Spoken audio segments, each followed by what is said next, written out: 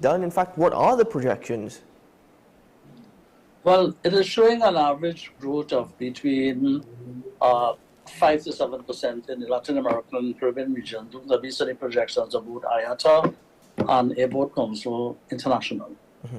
Does that prove as an opportunity for Trinidad and Tobago, you know, pushing that discussion as a regional hub? Well, it is a positive sign for creating in Trinidad and Tobago the airport becoming a world-class center of aviation excellence. But again, I want to put a caveat that requires a high degree of strategic collaboration between the national airline, Caribbean Airlines, and the Airports Authority of Trinidad and Tobago, because CAL to date contributes towards approximately 40% of the revenues of the Airports Authority of Trinidad and Tobago. That is quite substantial. Is that disappointing that we have only one airline that is part of a major revenue for the Airports Authority of Trinidad and Tobago, and it's not even an international airline, it's a regional carrier? No, well, Caribbean Airlines is an international airline. They do fly to international destinations, not just in the Caribbean. They fly to Toronto, to New York, to Miami, to Fort Lauderdale. You know, they fly to Orlando in the summer. So, by and large, CAL is in fact an international airline. Mm-hmm. I misspoke when I meant international airline. I meant in the instance that Caribbean Airlines based here in the region, not necessarily abroad. Right, okay, that's fine, yeah. Mm-hmm. Now, in regards to Caribbean Airlines, what was quite interesting is that it has indicated that the authority had significant receivables dating back to 2013, a lot of which was debt from Caribbean Airlines. The government, well, Cabinet had approved a write-off for Caribbean Airlines of $205 million, representing debt from 2007 to 2019. Why is Caribbean Airlines in so much debt between those years? This is pre-COVID-19 that we're speaking about. Okay, I can answer that question by telling you that when CAL started in 2007, its operations, the CEO at the time was Ian Brunton, and the airline was making a profit.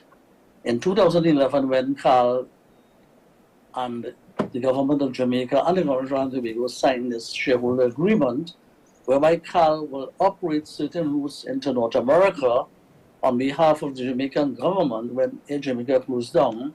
Instead of making the hundreds of millions of US dollars in profits that were projected, CAL lost hundreds of millions of US dollars on those routes because the Jamaican diaspora preferred to travel with other airlines other than Caribbean Airlines. And if you want to know why, just look at the history of West Indies cricket. And so CAL had to be subsidized to the tunes of hundreds of millions of dollars by the government.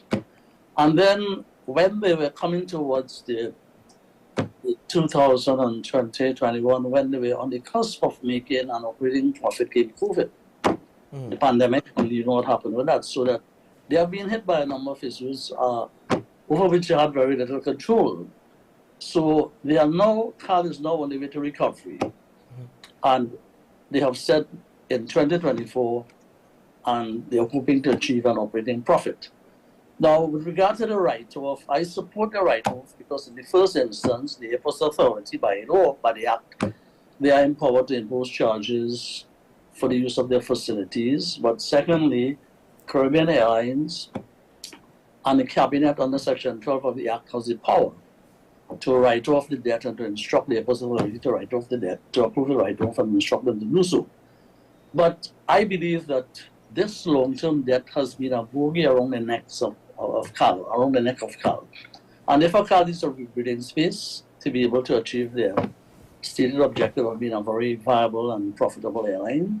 And therefore, to me, the write-off was justified. Secondly, and I'm not sure what the legal position is, but I do know BWIA, the predecessor to CAL, has been around, and they're saying what they told the Public Accounts Committee, that the sum represented rental from 2007 to 2019 for the head office and hangar space. Now, CAL has been around in that very location since the early 50s.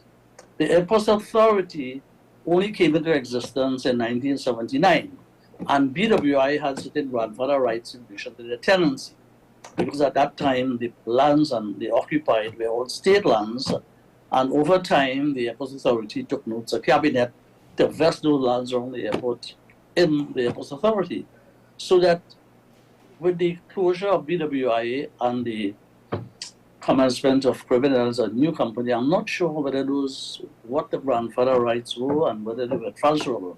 It is something that the lawyers for Caribbean Airlines should examine whether or not they should be paid rent in the first place. You know?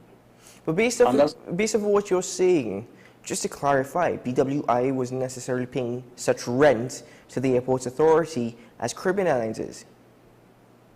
Well, I think the rents are now higher because at the end of the day, they're basically, the principle is that based on IQ guidelines, that you charge user fees, which would be rents and other charges, based on a cost recovery basis with a markup for further capitalization in the future. And so that ought to be the basis, cost recovery. In other words, what it is costing the Airports Authority to provide this service to the airlines, and therefore the airlines have to pay that cost. Plus, they would impose a markup for capitalization for the future. You know, that's the general principle. What the actual rates are, I am not aware, but I do know that apart from charging them for, again, the hangar space, the head office, the terminal that they use, and the other common user terminal equipment, that the passengers who travel on CAL also pay the charges, the passenger facilitation charge, and of course there are landing fees that CAL would pay to the Airports Authority also. Is it necessary, though, for Caribbean Airlines to be renting such office spaces from the Airports Authority? The office, at least if I'm not mistaken, which is located towards the back of the hangars, don't even seem as though they're very much well constructed. Is it necessary that they have such offices there? Well, they were built in the early 50s. I mean, I started looking at BWI in 1969, and they were there. And they keep improving them. They had to change the roof in the main admin building, the office that the CEO sits in, you know, and the hangars were built, the ones to the west were built in the 50s, and then in 1968 they built the first hangar for the 727 jet aircraft, and in 72 they built another one for the 707.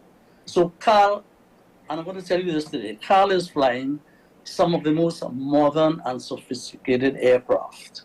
And therefore, they have to match that with proper facilities. For example, they need proper hangar facilities to be able to maintain these aircraft. Not that they are not maintaining them properly, but they can probably do it far more efficiently. They have modern facilities. And my suggestion would be, as I made that suggestion when I was a member of the board of the Airports Authority, that when we developed the concept and approved it under my tenure as a member of the board, that was the spark, which went on for 12 years until 2022 November, when the Sheraton decided to build a hotel there, that CAL be given land to the northeast of the current terminal to build a modern headquarters and to build hangars to be able to maintain their aircraft.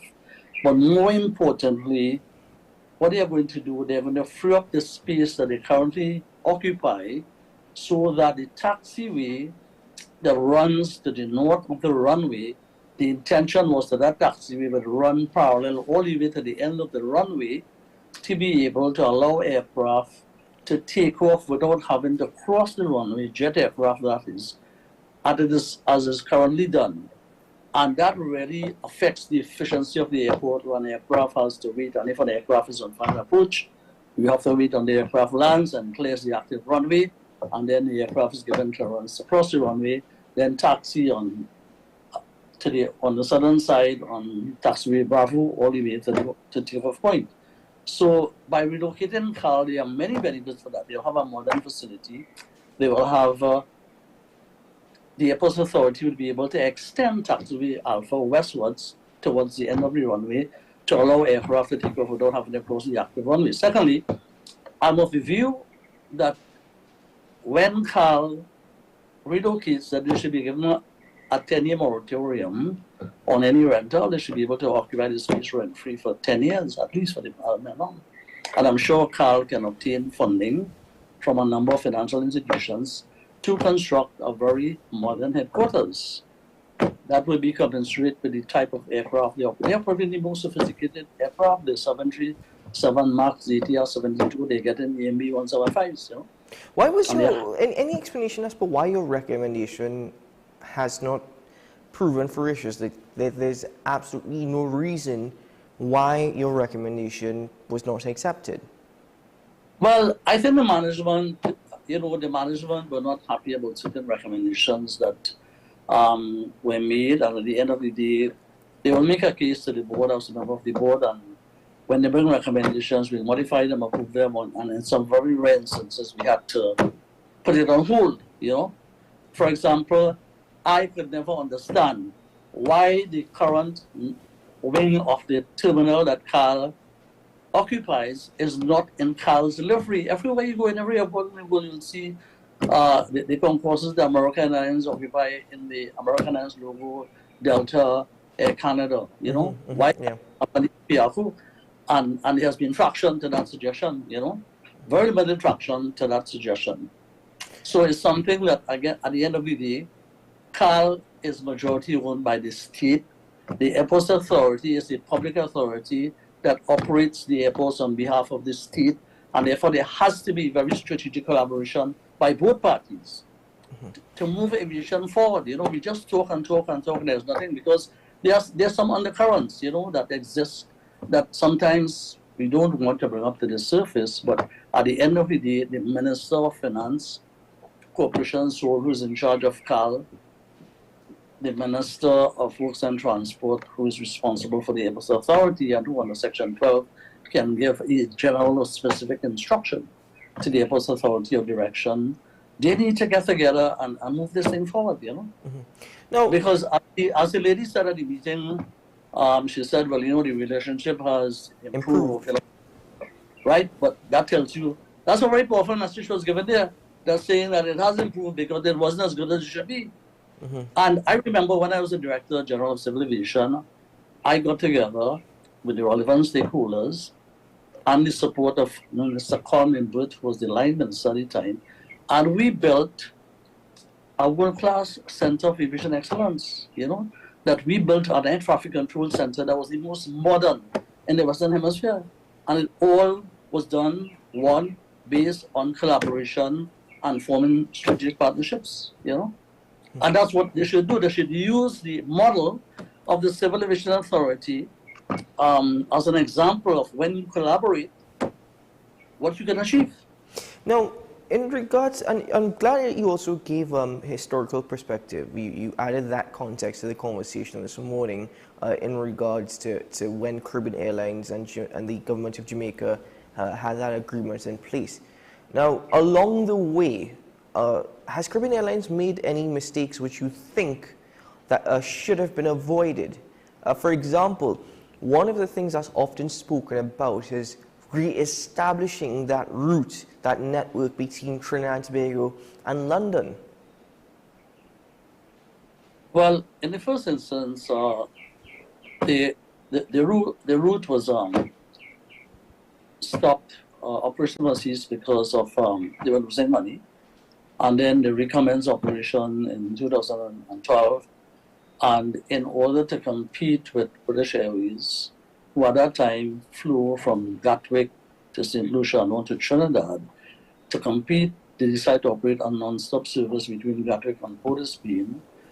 They acquired two 767s to do that, one to operate and one as a backup in case there was a maintenance issue with one of the aircraft. But they were losing so much money on that route. And it probably is linked to whatever marketing strategies they were using. Now, again, British Airways is now operating a non-stop service from Gatwick to Port of Spain, and they're making money. You know, they're making money, the load factors are very good. Now, the question is, why are they having such high load factors? And Caribbean Airlines, when they were operating, they were having break-even load factors, you know, and they lost money, and that eventually ceased operation on the route, you know. So it has a lot to do with the marketing strategies. I know there's a new team at Caribbean Airlines. I know they're very good people there, but I'm not sure, I'm not privy to what their strategic plan is on whether they plan to re-enter the European market. But certainly some of the routes, going back to the question you asked me, is that they were operated initially on the agreement that the government of Trinidad and Tobago signed with the government of Jamaica, where CAL had to operate these routes on behalf of the government of Jamaica. And they were losing money, and eventually they decided, well, unless the Jamaican government subsidizes for the losses, we'll stop the routes, and they had to stop them. They stopped them. Now, going back to what you were speaking about previously in regards to the acquisition of world-class aircrafts, again, the Boeing MAX 8 and MAX 9, and I believe if I'm not mistaken, we're operating the Boeing MAX 8. Yes. In that sense, though, there were a lot of question marks surrounding the acquisition of the Boeing MAX 8, especially following the global halt on the operations of such aircraft. Currently, they're in operation worldwide. There are question marks about the Boeing MAX 9. Any concerns there at all? Well, there may be concerns about the actual design and certification of the MAX 9, as there were concerns when we had the two accidents with Lion Air and Ethiopian Airlines that lost both aircraft with everybody on board being killed, and then they had to ground the aircraft. It was a worldwide grounding. It had to do with the MCAS system, because Boeing at the time, the MAX was supposed to be competing with the Airbus A320 new aircraft, and they had to redesign the entire MCAS system, make improvements on it. It had to be tested. It went through rigorous testing, not only by Boeing, but by all the regulatory bodies. You had the Canadians, the Australians, the Europeans, the EASA, and the FAA, the International Pilots Association, all getting together and reviewing all the improvements. And only when they were satisfied, the aircraft was recertified and cleared to operate. Now, I think the MAX is a great aircraft. The 737 MAX 8 aircraft, I think it's a great aircraft, but airlines would choose an aircraft that affords them the lowest operating cost, the lowest seat mile cost. And therefore, what they want to do, they're in business to make a profit. And the lower the seat mile cost is, the greater the potential they make a profit. And of the airplanes or the aircraft that CAL would have evaluated, the MAX 8 would have been the one that offered that best opportunity to make a profit. Is it feasible, though, for Caribbean Airlines to, well, given the current financial situation in regards to Caribbean Airlines, where they're not making an operational profit as yet, they hope to do so within the near future, but was it ever feasible for Caribbean Airlines to purchase these aircrafts rather than lease these aircrafts?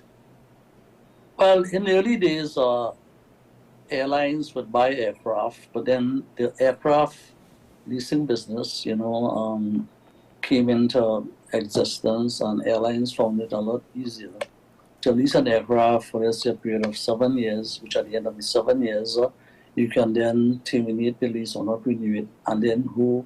You see, aviation resides in a rapidly changing technological environment, where, for example, in the early days, the structure was basically metal, aluminum alloys, and today, for example, the Airbus 350 is basically composite structure, carbon fibers. It's a lot lighter, it burns less fuel, and with research into thermodynamics, you find that they're producing more and more fuel-efficient engines. There's a move towards getting away from fossil fuel and using hydrogen now to propel aircraft. Airbus is hoping to have the first commercially available hydrogen-propelled aircraft in operation in the year 2030, so that you don't want to end up owning an aircraft which over time becomes an old technology aircraft.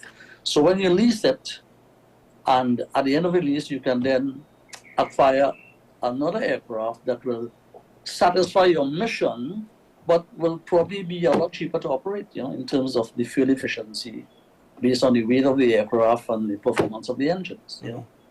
Now, I just want to go back, as we're coming to the end of our conversation this morning, Mr. Luchmedial, to the debt write-off. Currently, Caribbean Airlines owes just over $35 million to the Airports Authority of Trinidad and Tobago. in regards to debt. And as you mentioned, the Airports Authority has indicated that there's been an improvement in the relationship between the authority and Caribbean Airlines. You also indicated that you support the debt write-off, but would you support continuous debt write-offs? Would you continue to support the writing off of such huge debts? No, I will not support it continuously, but in this instance, because of the history of what happened with the operation of the routes for the Jamaican government and with COVID, I think that Carl needs some breathing space. And having this debt around your necks may not be the best thing as Carl's move forward towards profitability. And therefore, I support the write-off from 2007 to 2019 in terms of the hangar space and the head office. And as I said, Carl lawyers should do some research on making a strong suggestion to Carl's management to see whether Carl, as a successor to BWI, enjoys any grandfather rights in relation to where the head office is, the car park and the hangars, because those were there, occupied by BWI long before the Airports Authority came into existence in 1979. No. And the lands within, and those lands then were vested in the state. No. Finally, Mr. Lechmedial, what was also raised at this Public Accounts Committee meeting was the strategic significance of having two airports. In that sense, though, again, I'm glad you expanded the conversation this morning, even speaking about the infrastructure that exists.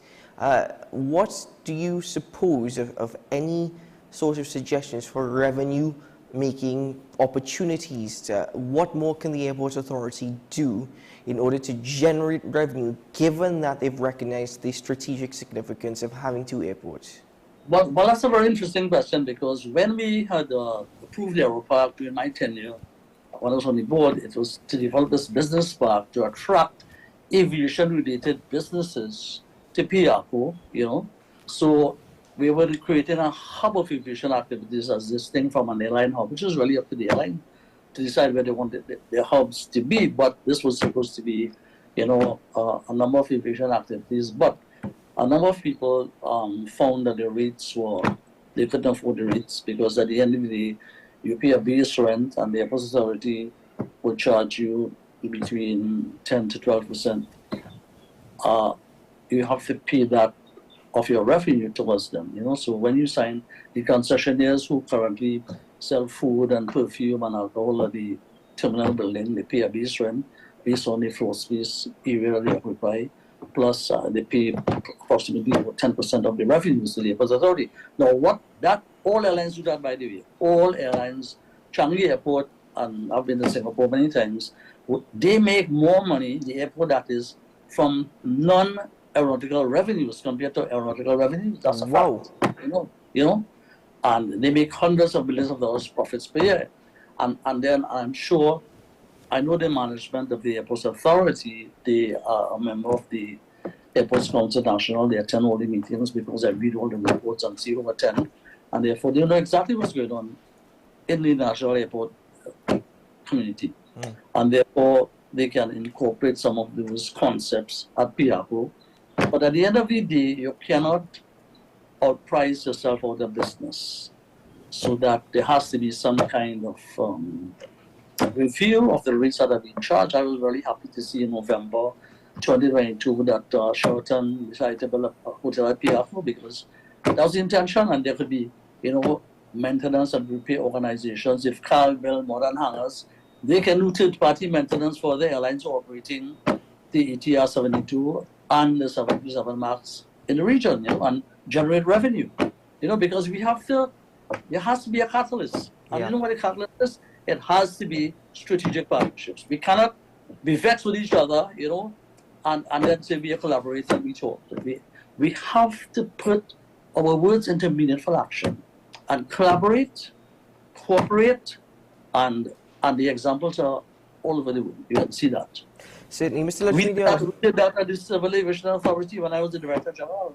And we became a first world class, and everybody recognized some of the models we use, for example, for search and rescue, for instance, was adopted by the International Civil Aviation Organization, and they recommend other countries follow the Trinidad and Tobago model for search and rescue. Mr. Lachmidi, I want to thank you so much for joining me on the program this morning, and thank you for expanding the conversation and going to the detail that you did. Appreciate that. A bit envious that you've been to Singapore Changi Airport so many times though, but nevertheless, I'll make it there one day. But thank you very much, Mr. Lachmidi, for joining me on the program this morning. Thank you, too. Have a good day. All the very best.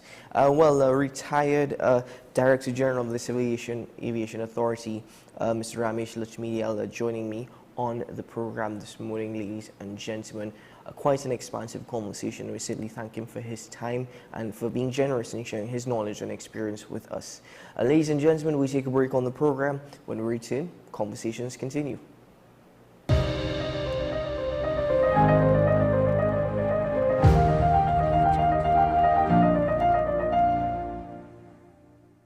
Like many others trying to save on Carnival, Gabby thought she should go for 50% off makeup.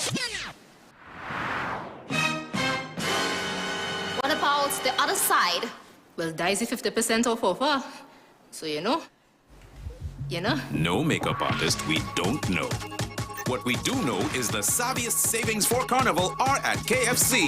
Get a Jab Jab box, 1-piece chicken, 1 regular fries, and a biscuit for only $25. Join me, Dr. Nalini Kokram, on What's Up Doc, where we discuss all your burning questions concerning health. Trinidad and Tobago is among one of the highest risk group of patients that develop this form of genetic breast cancer. What I'd like to take home from a short interview like this, screening.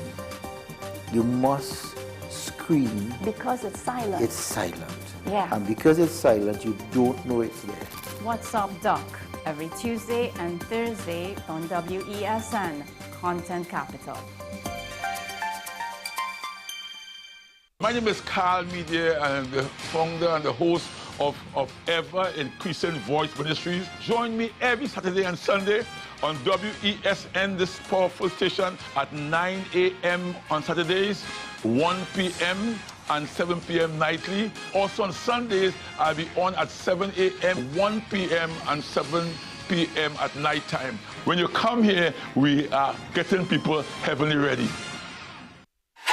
FanZone, your reliable, authentic supplier, has just gotten better. You can now visit our website www.fanzonett.com for your authentic wear and collectibles. The only place where you can use both your Visa debit and credit cards. Visit our website fanzonett.com to make your purchase today.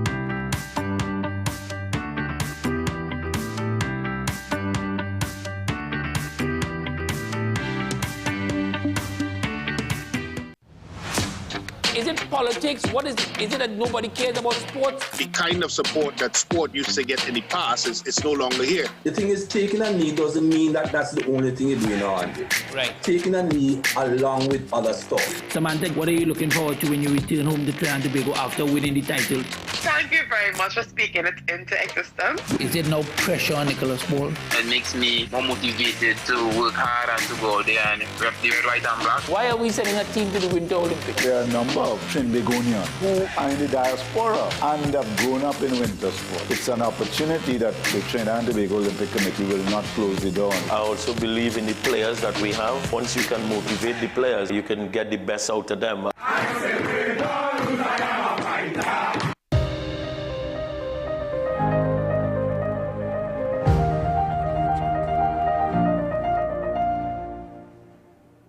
Welcome back to the program, ladies and gentlemen. Well, the Ministry of Sport, on behalf of the government of the Republic of Trinidad and Tobago, is responsible, of course, for developing national sporting programs. And in doing so, they are seeking to increase the involvement and participation of women and girls in sports. And that is why they present the Pink Rain campaign. Now, this morning, to expand and let us know a bit more what this campaign exactly is. I'm joined by Ms. Hazel Ann Paul. She's the Physical Education and Sports Officer 1 at the Ministry of Sport and Community Development. Good morning, Ms. Paul, and welcome to the program. Good morning. Thank you for having me, and Happy New Year to you, even though we are 15 days out in January. We're still within that period. I think up until Carnival, people will be saying Happy New Year. Happy New Year to you as well, and all the best to you. Thanks so much. Thank you. What exactly is the Pink Green program on the Ministry of Sports and Community Development? Okay, well, the Pink Green campaign is an initiative that was designed to get more women and girls involved in physical activity and physical activities that are of a sporting nature.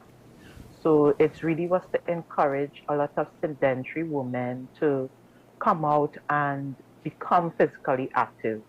Mm-hmm. So that was the premise of our this program in particular. And this program has 4 pillars, and the letter play is one of those pillars of the Pink Green campaign. I think we lost you there for a moment. I think we can no longer see you, and I think you're back with us. There you go. Okay, Come back. Thanks so much. Now, under this particular umbrella, this program, there is the Let Her Play Keep On Moving program. Could you please give us an overview of such?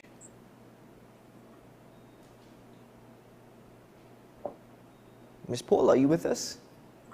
Yes, I am here. I don't know why my camera is coming off. No worries at all. Go on. Okay. So the Let Her Play initiative, particularly the Keep On Moving, is our fitness drive. It's the program that starts off our Let Her Play pillar of the Pink Green campaign. And it's really fitness activities throughout Trinidad and Tobago that we have at different locations. It's free for women to engage in, to come out and to participate in that program. So the program under Let Her Play, there are various types of programs under Let Her Play. And the Let Her Play program really is the one that introduces women to what we call non-traditional physical activities. So coming along the year, we are going to have different types of activities that we want to introduce women to. Mm-hmm.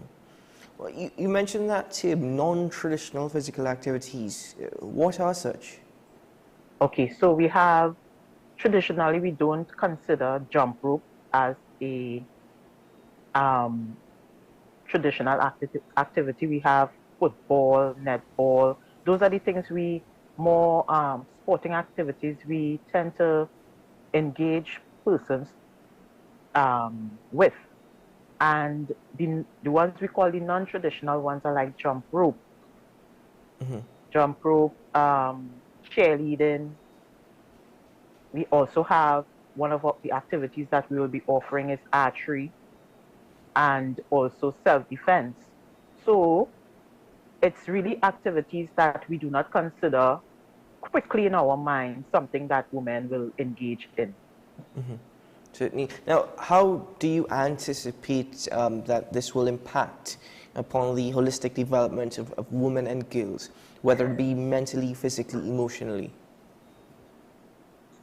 Well, firstly, one of the goals of the program is to encourage women to become active. And this is the second year in us doing this program. And the reviews that we have gotten, particularly, has been really, really fantastic. It has helped some women start their own, what we call wellness programs for themselves, their care, women care kind of things. And also we have had in our self-defense program, after our self-defense program was complete, we had a mom and her daughter. They would have registered at a dojo, and they would have done well at national championships. So we are seeing athletes developing from this program as well. Mm-hmm. So the goals are, as well as athlete development, ensuring that women and girls have an outlet to become physically active, engage them in not if even if it is you feel like, listen, activity is not for me. Maybe I can be an administrator, a coach. So it's really just giving them the avenue and the opportunity to engage in sport. Now, this is, as you said, presenting an opportunity. Given what the response you've received in 2023, what do you anticipate or hope for in 2024 in regards to this program?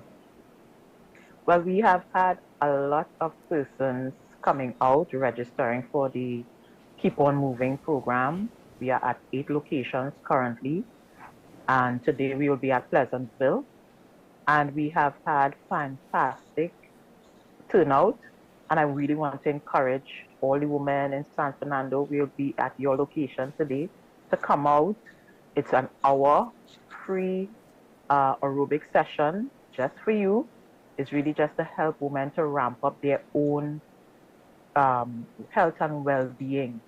You know, we tend to sometimes, as women, leave ourselves undone.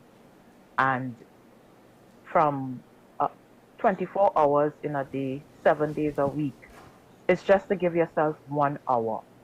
And so we really want to encourage women to come out, to give yourself the opportunity to do something for yourself. And so we want to thank all who have been coming out, all those who came out last year, and those who came out this year and are bringing their friends. So, yes, they are bringing their friends. They're telling their friends, listen, Gail, come, it's a nice hour. You know, the instructors are vibrant and, you know, they're... So I really want to encourage the women to come out. The programs are designed for women, right? Because we know that we have all the different challenges that women may go through from time to time. And it's really just to give yourself an hour of getting that feel-good hormone up.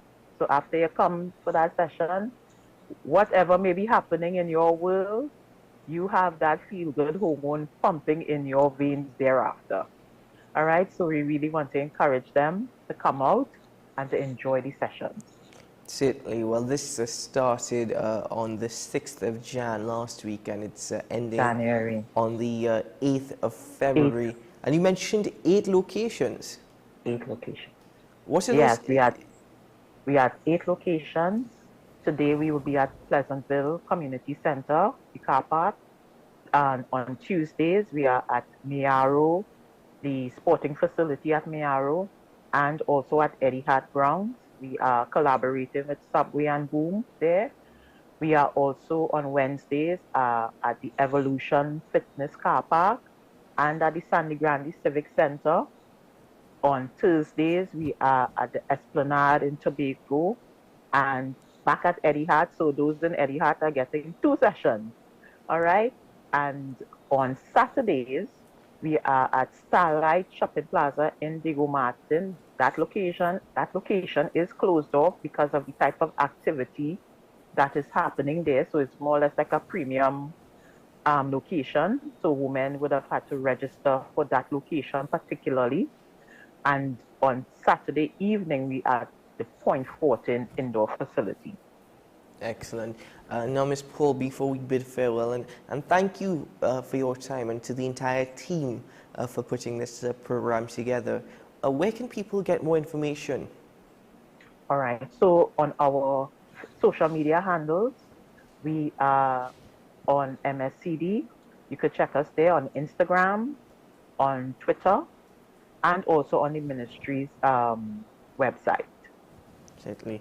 Well, thank you so much, Ms. Paul, for joining me on the program this morning, and again to the entire team at the ministry for putting this program together. We certainly support it, and well, I look forward to hearing more in regard to the response when it comes in on February 8th.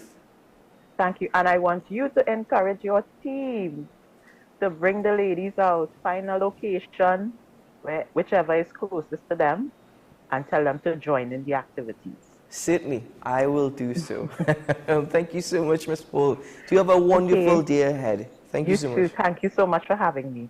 My pleasure. Have a great one. Take care. Okay. Well, ladies and gentlemen, they have more information on the Pink Rain campaign letter play. You can visit the Ministry of Sport and Community Development social media pages or their website for locations, exact locations and exact times. This is actually wonderful, getting people fit, not just for Carnival, but for a healthy life throughout the year, throughout the years, throughout your life. Ladies and gentlemen, we take a break on the program. When we return, we'll get into some more conversations.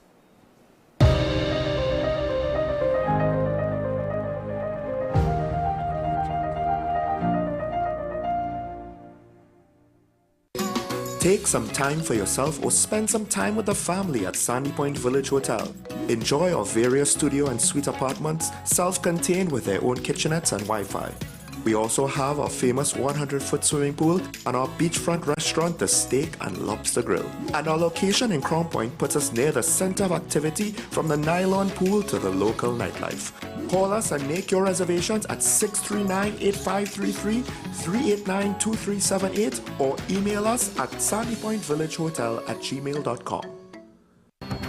The issue, the continued rise in the price of flour and its impact on the cost of living in Trinidad and Tobago. How should we go about it? I want to ask you what has been revealed to you about the state of vulnerability in the country because of this exercise and because of what we're going through. Is the government losing the war on the vaccine front? The discussion should revolve around the common good for the greatest number of people in Trinidad and Tobago. How do we inculcate a sense of respect and regard for people who may not be of your own political ilk or persuasion? The communities are now being used by political opportunists. So when the tables are turned, it's the same way. Okay, this has been 10 questions. I'm Andy Johnson, and we'll see you next time. I am Rondell Donowa, attorney at law and host of Strictly Legal on WESN Content Capital. Strictly Legal is a legal program geared towards informing you, the public, of your legal rights, responsibilities, and remedies. So be viewing Thursdays, 10 a.m. to 10:30 a.m. Join me, Sule A. Joseph, as I delve into the day-to-day psychological issues plaguing our society. We will discuss behaviors that encompass the biological influences, social pressures, and environmental factors that affect how you think, act, and feel. Sight, Thursdays at 11:30 a.m., only on WESN, Content Capital. Every word, every line, every paragraph depicts a real moment in someone's life. A father, a sister, a mother, a brother. We at Newsday are dedicated to you, the people, and through independent, unwavering journalism, strive to always bring your stories to life. Because your stories are more than just words. Newsday, independent and credible. The newest book is here, Closer to the Church, the debut novel by author and former mayor Louis Lee Singh. Available at all the Home Store branches, Barataria, West Mall, Shogunas, and C3 San Fernando. Paper-based bookshop 10 Nook Avenue, St. Anne's, WESN 30A Gattaca Street, Woodbrook, Metropolitan Bookshop, Ariapita Avenue, Woodbrook, and all RIK bookstores nationwide. Available online as paperback on Amazon.com and Kindle for e-readers. For more info, call 628-5835 or 389-6504. Also available from author Louis Lee Singh, I Used to Live in Heaven, Letters to My Granddaughters, and Local Government in Trinidad, Conspiracy Against the People.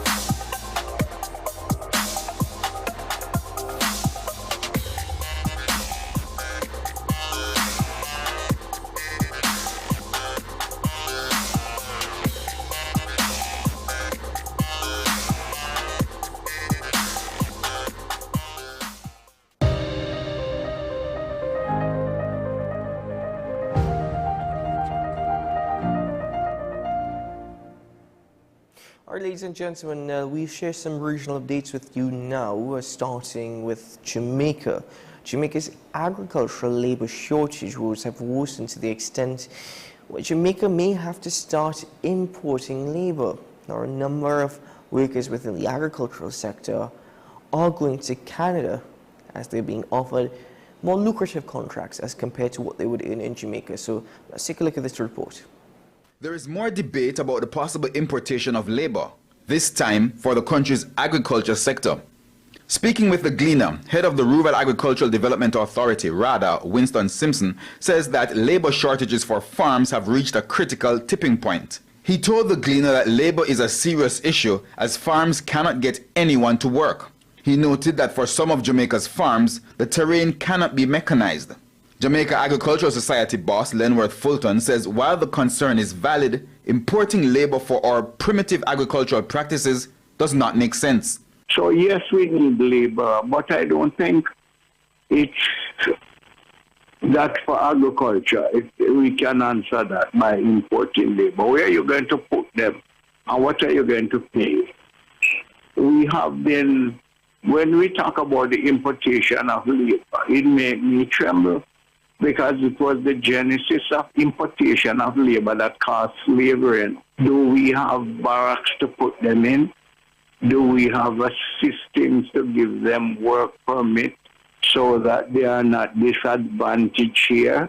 Mr. Fulton further noted that the country's agricultural sector also needs significant improvements. We need to look on our farms, many of them too small. So there is an opportunity for the government to use their agri-park concept and their AIC and their other land agencies to make land of commercial size available to our farmers so that they can be modernized. He also bemoaned the lack of financial assistance for the sector, noting that unlike other sectors, it's harder for farmers to get loans. Farmers can't continue to farm without they have access to loan and financial assistance. I'm not talking about government gifts because we cannot run an economy by giving away the tax dollar to any subsector. It must come in the form of a loan that you can work and take back. If not, we are going back in the same cubbyhole that we were in FinSAC, and we don't want to go back there. All right, sticking with agriculture, moving across to Guyana. Guyana is growing more coconuts and expanding the industry, but Agriculture Minister Zulkifar Mustafa says Indian specialists are helping local experts boost production even further after 40,000 coconut seedlings were produced in 2023. So this report from Guyana. The Ministry of Agriculture recorded a production of 40,000 coconut seedlings in 2023, and of this amount, 26,000 were the high-yielding Brazilian green dwarf seed nuts imported by government to boost the production capacity. About 216 farmers were contracted to cultivate this variety. Additionally, another 1,274 acres of farmlands came under cultivation last year, resulting in an increase of approximately 10% in acreage in 2023 as compared to 2020. What the government hopes to do is decentralize production. So 297 farmers from regions 2, 3, 4, 5, 6, and 10 benefited from training in aspects of coconut production. Coconut seedlings are also being produced at 10 nurseries located in regions 1, 2, 3, 4, 5, 6, and 9.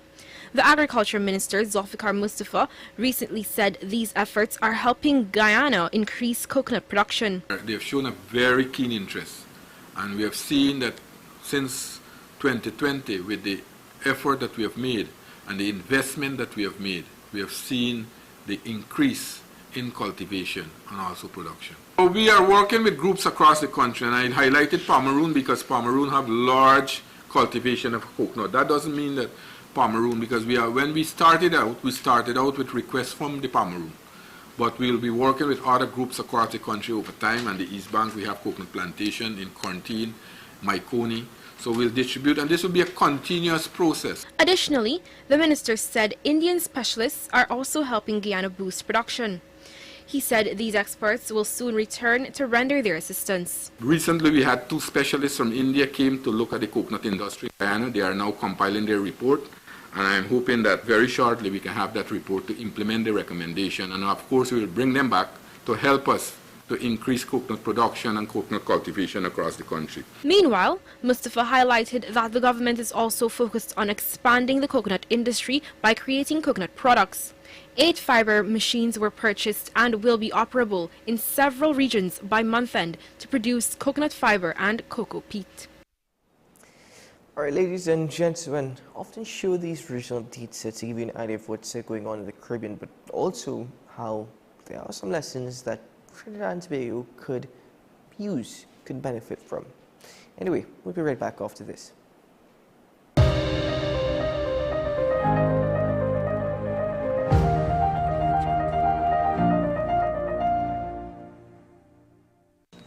What's the best way to grab the attention of viewers? Please exercise more patience.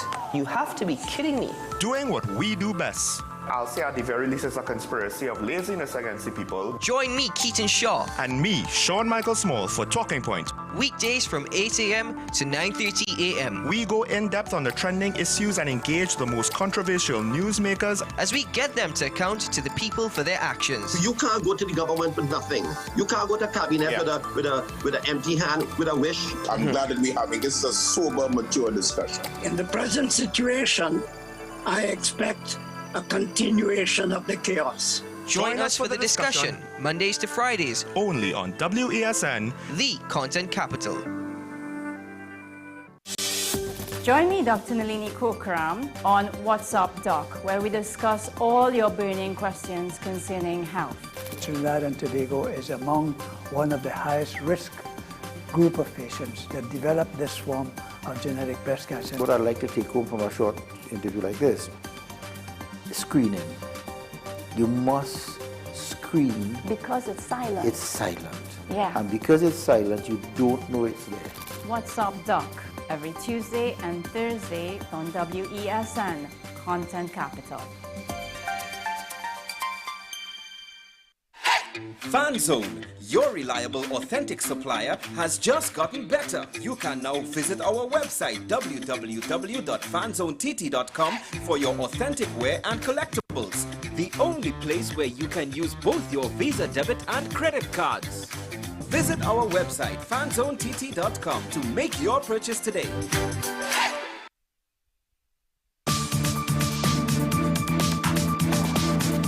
I am Rondell Donowa, attorney at law and host of Strictly Legal on WESN Content Capital. Strictly Legal is a legal program geared towards informing you, the public, of your legal rights, responsibilities, and remedies. So be viewing Thursdays, 10 a.m. to 10:30 a.m. Every word, every line, every paragraph depicts a real moment in someone's life. A father, a sister, a mother, a brother. We at Newsday are dedicated to you, the people, and through independent, unwavering journalism, strive to always bring your stories to life. Because your stories are more than just words. Newsday, independent and credible. Every day, we communicate through stories. Stories of ourselves, our challenges, our goals, our experiences, and our aspirations.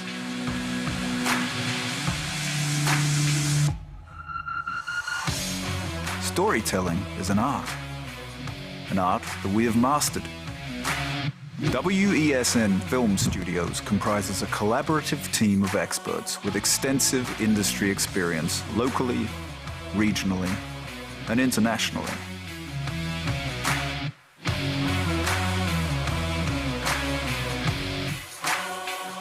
The ability of your business to successfully communicate with your preferred audience depends on the strength of the stories you tell.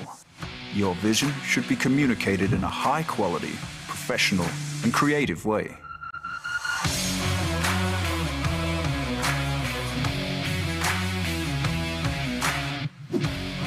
concept to post-production, advertising to film, multi-camera productions, live events, streaming, and virtual conferencing. We are WESN Film Studio. Let your own unique voice be heard and your vision realized. Call us today at 628-5835 for your next production.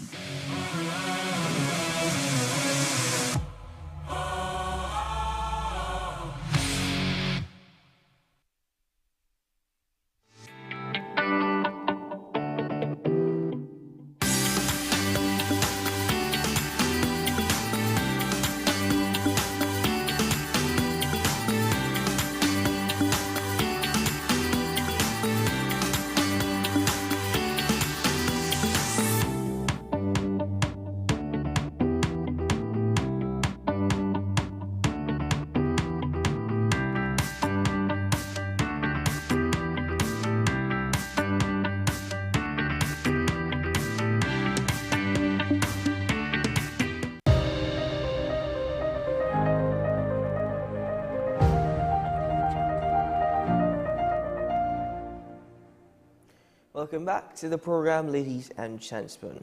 Well, the Hunters Search and Rescue Team 2023, well, they had highs and they had lows for the team, but they actively participated in 482 searches for missing people from January to November of last year. And they're planning on expanding or hoping to expand in 2024. Now, to speak more on the team and their plans ahead, I'm joined by the captain, Vance Ramrat. He's with us virtually. Hello, sir, and welcome to the program. Thank you so much for joining me this morning. Yeah, good morning to you and good morning to your viewership. And it's nice to be on AM Prime this morning to share our thoughts on what the Hunters Search and Rescue Team would have done in 2023 and what our projections are as an organization going forward into 2024 and beyond, because it's a well-structured team and we do plan in advance, and so it's important to begin to plant the seed for some of these plans going forward. Certainly, Mr. Ramrat, I can tell you that when a nation was facing a lot of trauma and a lot of heartbreak from some of the tragic news that were emanating from, well, what's taking place, basically, there was always some level of surety or always some level of comfort when we hear the news that the Hunter Search and Rescue Team was participating, whether it be in the search or the rescue of a member of the public. So I must say, before we begin, thank you to the entire team and to all your members on all your services and all that you guys do. Really is instrumental in really rescuing people, finding them, rescuing them, bringing them home. So we thank you and we congratulate you. But you're quoted as saying that 2023 really had highs and lows, some successes and some disappointments, some bittersweet moments. Let me start by asking you what you and your team see as some of the major successes for 2023. I think we were able to reunite loved ones, hundreds of loved ones with their families, and those are always the highs. And these are not only persons who go missing through the normal runaway teenagers or persons who are elderly and left their homes not knowing, but really it was the rescues. And you would recall on July the 3rd, the 5-year-old girl who accidentally fell into the ravine in Carapal village in Erin, South Trinidad. And we were able to successfully rescue her after 15 hours out there. That is a definite high. In terms of searching for loved ones, there was a search on in the Narigua swamp for a gentleman who went to harvest parrots, and we had to wade through 5 feet chest height water to be able to get to his body. And I dare say that his body would never have been located had it not been for this team, because we went in with the drones the evening before and we were able to spot a flock of kubo on one particular tree, some 2 kilometers away from where he entered the swamp. And there was no way his body would have been found. He remained entangled on vines. Apparently, he slipped and fell from the tree, and he was hanging upside down. There was no way that that body would have been found had it not been for the efforts, the drive, and the passion of Hunter's search and rescue team doing their work out there. Well, you know, how would you classify the last case of which you spoke of, this gentleman who went to search for parrots and ended up passing away, hanging upside down from the tree? Would you say that finding his body was a success, as you've described it, or was it disappointing that you found, unfortunately, it's always an emotional time. But what we've learned over the years, the 3 years will be 3 years in a couple of days' time. What we've learned is that, yes, when bodies are found, there's initial agony. But when bodies are not found, there is a prolonged, almost suffering and pain for the rest of the family's lives. And really, the better thing is to recover the body so that the process of healing could begin and the family will come to terms with the fact that they've died. So yes, there is agony and pain. We don't want to find bodies. We prefer to get them alive. But in such circumstances, it brings closure to the families. Now, as you said, brings closures to the families. But in the instances where the team participates in the search or rescue efforts for an individual who has gone missing, if it is that you do not find that individual, how does the team actually deal with that? At that point, all your efforts and the team themselves find no closure. How do you deal with that? Yeah, it's difficult to deal with because you haven't assisted the family to bring closure. But with respect to us, there is a limit to which we could continue on a search. At some point in time, we have to call off the search, and that has to do with resources, the availability of manpower, and whether in fact we've covered a search area, a pre-planned search area, and whether in fact there are other options for us to search. For instance, I will tell you this. We stayed up in Tuku. We camped out for 5 days looking for Omari Providence from Belmont. He went up there at Mission Beach in Tobago with his family, and he just to enjoy a sea bath. And he went missing, and up to today we've not been able to locate his body. But we did, to camp out in Tuku for 5 days, demands a tremendous amount of resources. You're talking about 3 square meals per day. You're talking about having fuel to move the vehicles back and forth. It's a lot of resources that you have to burn, and sometimes, so normally after 4 to 5 days of searching, we say, okay, we give it a break. There are many times we've gone back, and I've always said to the team, one day we should do a beach patrol again up in Mission Beach in Tuku, just to see if we find anything. Now, in terms of acquiring these resources, what has the support been like for the team? We've had some support. We are a growing organization. We've gotten sponsorship for uniforms and some gears and equipment and some of our activities. So we have corporate Prestige Holdings on board with us, so that they do assist with the provision of meals while we on searches, and we have to acquire more gear, more sophisticated gear. Like I said, in 2024, we actually, like in Genesis case, we were actually in the water. Yeah. And many other cases, when we're doing searches, we get into the river to search the riverbeds.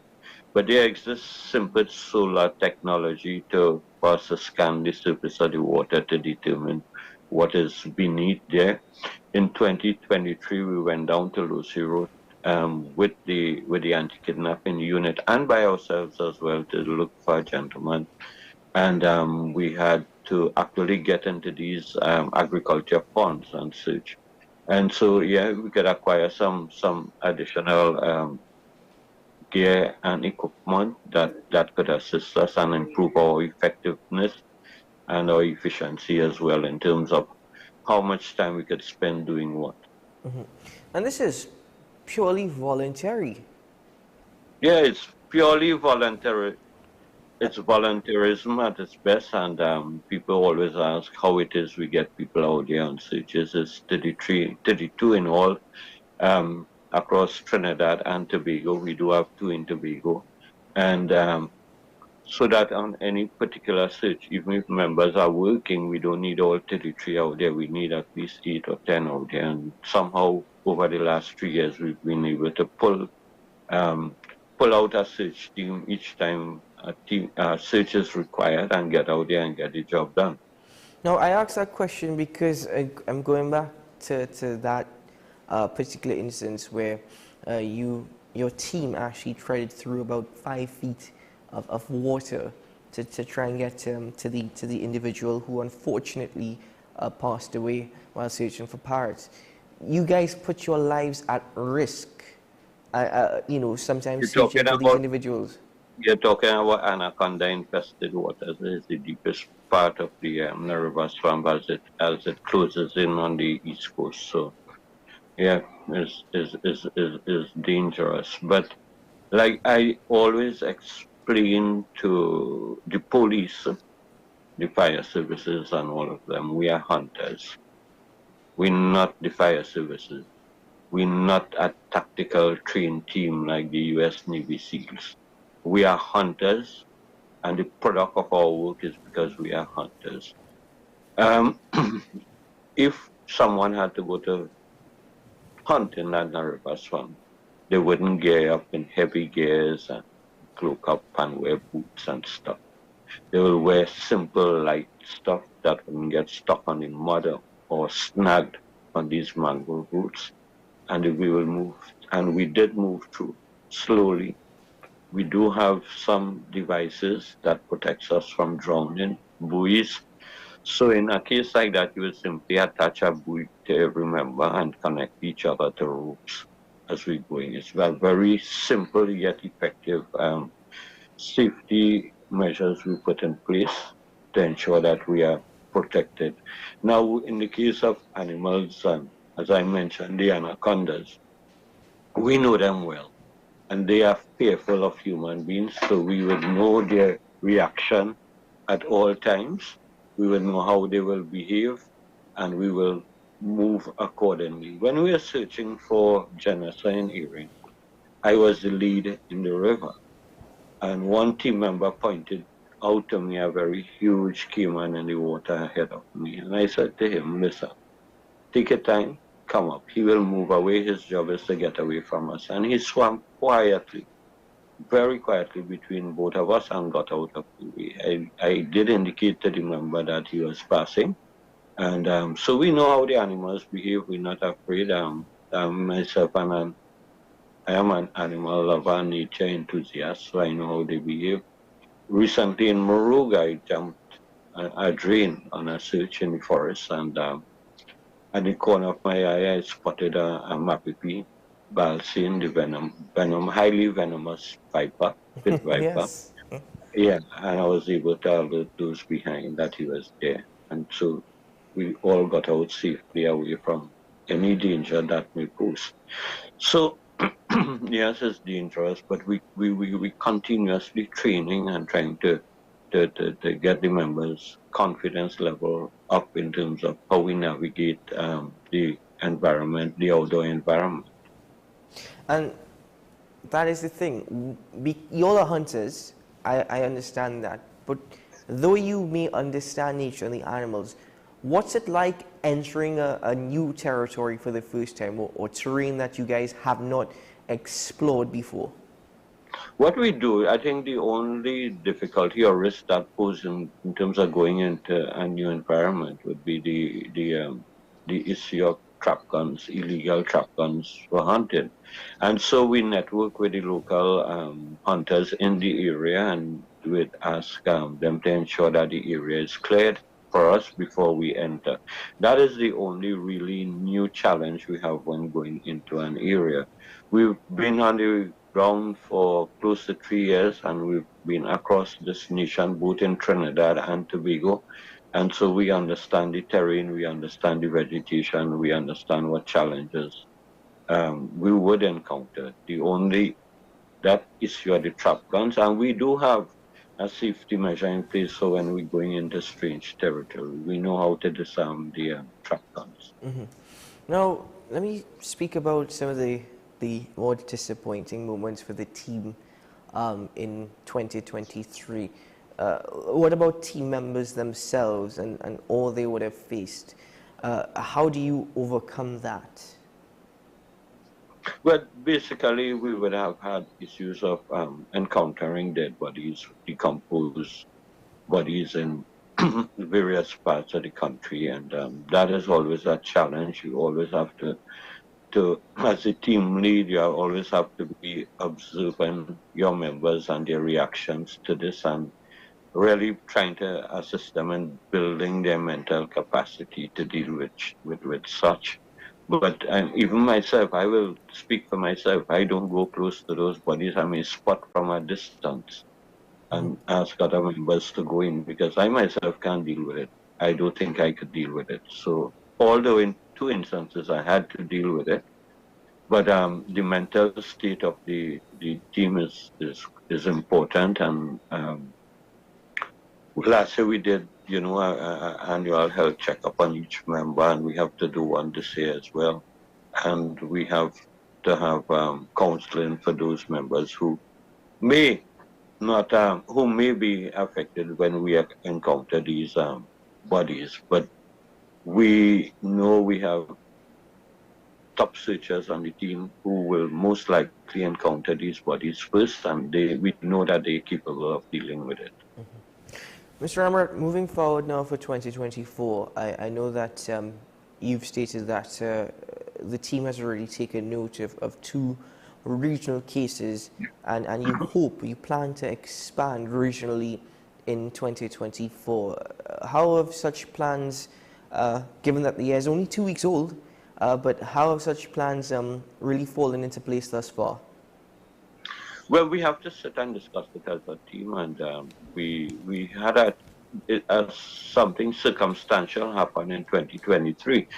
A member met a homeless man on the street and was talking to him. He fed him, he gave him clothes, he took him to a dry place. And while speaking to him, he revealed his name as Joseph Alexander, and he indicated that he had no family in Trinidad and that he was originally from Greendot. So we posted his picture online, trying to seek his relatives. And in a couple of days' time, we got a hit. His daughter, who is a senior journalist in St. Lucia, she was able to contact us. We did reunite her with her father briefly. About a month after the video call or the video chat she made with him, he subsequently died at the Augustus Long Hospital. And she's in constant contact with me. So take, for instance, in St. Lucia. In January 2023, a 3-year-old boy in south in the Volcano area, Supre area, his name is Eden Dollar. He went missing on January 22nd, 2023. And to date, his body has not been located. And we feel strongly that if we were able to get in there and do the type of search we do, there would have been a possibility that we could have assisted their family to locate him. And there was another case in St. Lucia in January, again on the 19th, a gentleman by the name of Fon Benet.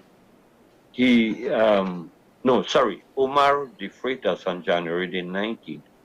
He was leaving Friday evening line, and with his vehicle, the vehicle was subsequently found. But to date, he has not been found. So it is our intention to keep in touch with Mr. Joseph Alexander's daughter. She has reached out.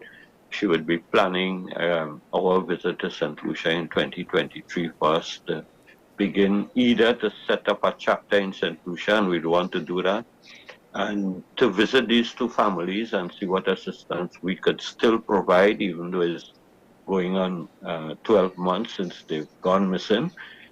In Dominica, there was a case with Kenisha ATN on June the 6th, 2022. This is a famous case. It is alleged that she was abducted by a fellow villager, close friend of her father, and they went into the hillsides in Dominica.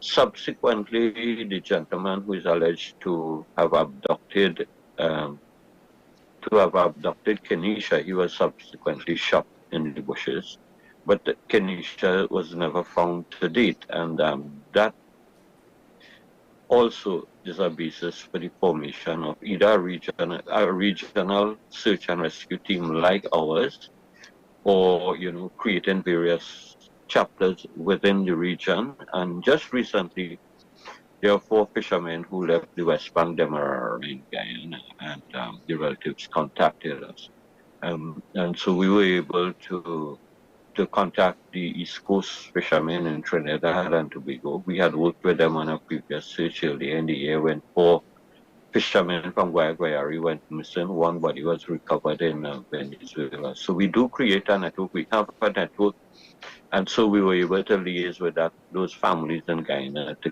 get the fisher folk in Guayari to keep a lookout for, in case they found anything that could assist in trying to locate these 4 fishermen. So regionally, we're seeing a need, and I think St. Lucia is where we're going to plant our feet first. We want to do that early, maybe in the first quarter of 2024, and then move on to other territories that and set up chapters with hunters and other persons who are willing to volunteer their time and efforts to begin to serve this cause called assisting families when their loved ones go missing. Mr. Ramras, as you mentioned, in a couple months' time, the organization will be turning 3 years old. Within those 3 years, you'll have done a lot to serve and really help the community and the people of Trinidad and Tobago in so many ways. So my final question to you this morning is, how can the people return such a favor, ever thank you? What support could Trinidad and Tobago and its citizens and the people really offer to the team? What is it that the team really needs? Well, you have to find, we have to find a financial model to sustain the needs of the teams, because currently we do depend on our pockets a lot, and the team is a team that doesn't want much. We prefer to remain, independent of any other organizations or thing, but network with them. So the issue of finding money to assist team members with fuel is important. After 3 years, we know that we have some repairs to do on members' vehicles because they've been using it. So we have to assist with that. Changing gear and equipment, losing gear and equipment as we search is important. In 2023, we had at least 2 members whose phones got damaged while on searches, right? One as recently as rescuing 15 hikers at Mermaid Pool in Sandy Grande, and unfortunately his phone fell into the water, and there was another gentleman. So we do assist them with replacing their phones. There are some things out there. The technology exists. For example, we need good two-way communication radios. We do use the cheaper models on the market, but we search areas where we have no data and no cell service, so we need to keep in contact with each other while we search. For example, to source Starlink, which is the best in the world to keep us all connected. Just the premium on that is about $100 US per month. That is the tool the yachties use as they circumnavigate the world, and we want to be able to get that tool in our in our backpack so that we could, be well connected when we search. So corporate Trinidad will come on board. We know that. We know they will come on board. We have to make the extra effort to reach out to them. KFC, for instance, did reach out to us and ask, if we needed assistance with meals. And take, for example, we going in 3 years. We about to change our uniforms because some have holes in it. So we already have a sponsor lined up for that as well. So as we go along, we know we will approach more and more corporate Trinidad and Tobago and private citizens to assist in the cause to keep us going here. Well, Mr. Ramrat, I want to thank you very much for joining me on the program this morning, and thank you so much for sharing all this information and details with us. And certainly, thank you again to you and the rest of the team for all that you have done and continue to do. God bless and all the best. Sure, and same to you. It was a pleasure being on WESN TV this morning, and we always willing to share our information on what we do so that members of the public, when they have difficulties in finding their loved ones, they know that they could contact us and we will reach and help. Well, Mr. Ramrat, just before we bid farewell, should people want to contact the group and support in any way whatsoever, how can they get in touch? We on all social media platforms. We on Facebook, we on Instagram, we on TikTok. 799-1453 is the team's number, and you can just reach out to us via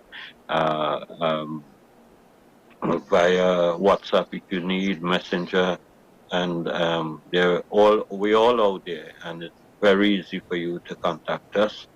Just type in Hunter Search and Rescue Team and it will come up, and just reach out to us. Even last night at about 8 p.m. a distress caller contacted us. She had a pygmy owl in her bedroom, but via video call we were able to assist her to get the pygmy owl out of her bedroom. So we're there, and we always would take a call any hour, 24/7. Well, thank you so much, sir. Well, again, all the very best to you in 2024, and looking forward to the next conversation. Sure. All the best. Well, ladies and gentlemen, there you have it. The captain of the Hunter Search and Rescue Team, Mr. Ramrat, joining me on the program this morning, achieved a lot in 2023, bringing closure to families, and in 2024, they are planning and hoping and expanding regionally, starting first, I believe, with St. Lucia. I mentioned Grenada and Dominica as well. Anyway, ladies and gentlemen, thank you so much for joining me on AM Prime this morning. Wishing you a great day ahead, a productive day and a safe one indeed. And it's just about a month until Carnival celebrations across TNT. So it's a very busy season, but it's an active season for many, and just be very careful out there. I can't stress that enough. Anyway, this has been AM Prime on WESN Content Capital. Have a good one, and we'll see you tomorrow morning. Bye-bye.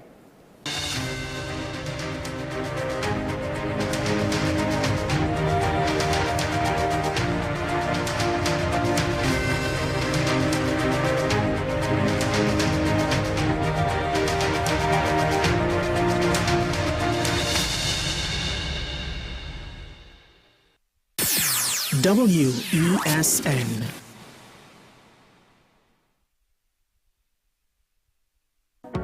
I am Sule A. Joseph, and we are WESN, Content Capital.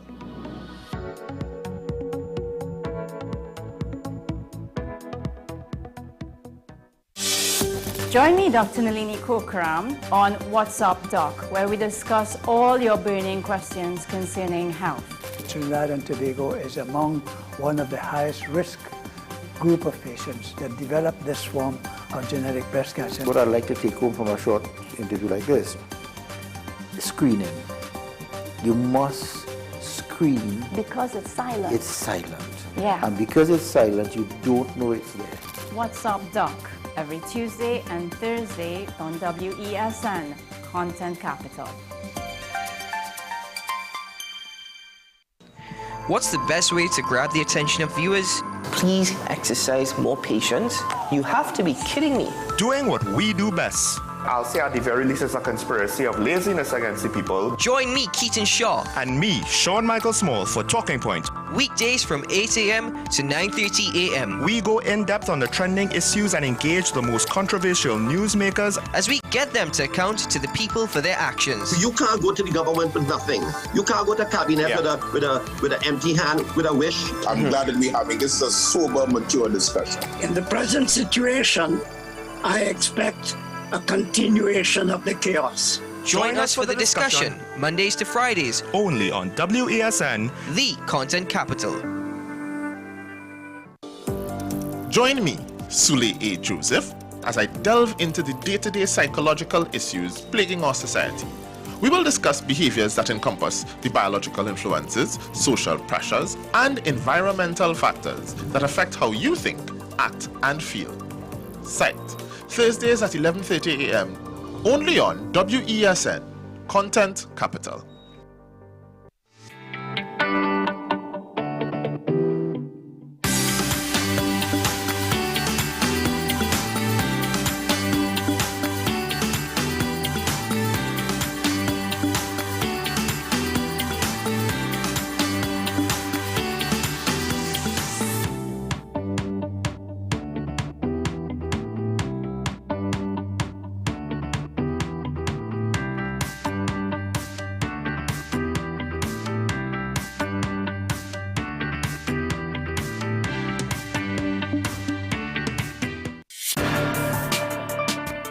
People really want to know, what about me? Where do I fit?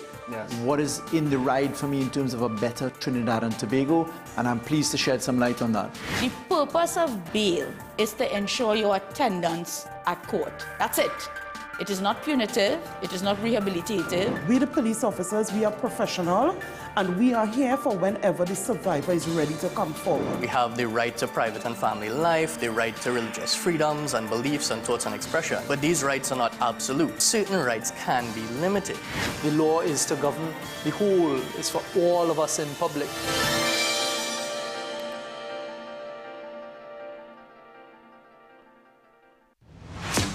Is it politics? What is it that nobody cares about sports? The kind of support that sport used to get in the past is no longer here. The thing is, taking a knee doesn't mean that that's the only thing you're doing on.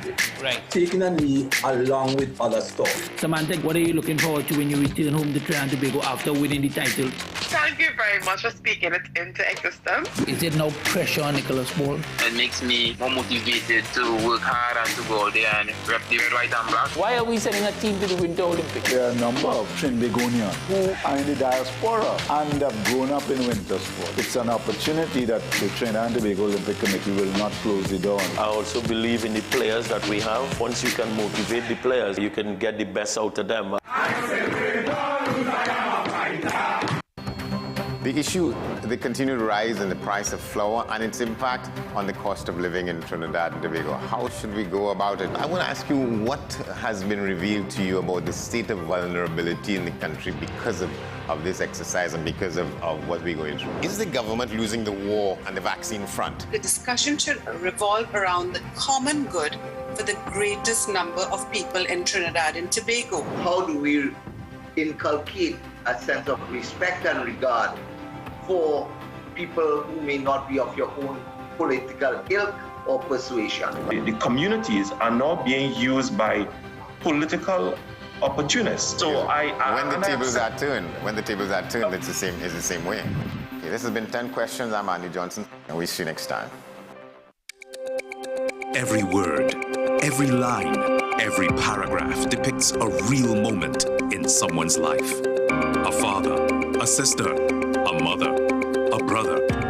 We at Newsday are dedicated to you, the people, and through independent, unwavering journalism, strive to always bring your stories to life. Because your stories are more than just words. Newsday, independent and credible. Fan Zone, Your reliable, authentic supplier has just gotten better. You can now visit our website www.fanzonett.com for your authentic wear and collectibles. The only place where you can use both your Visa debit and credit cards. Visit our website fanzonett.com to make your purchase today.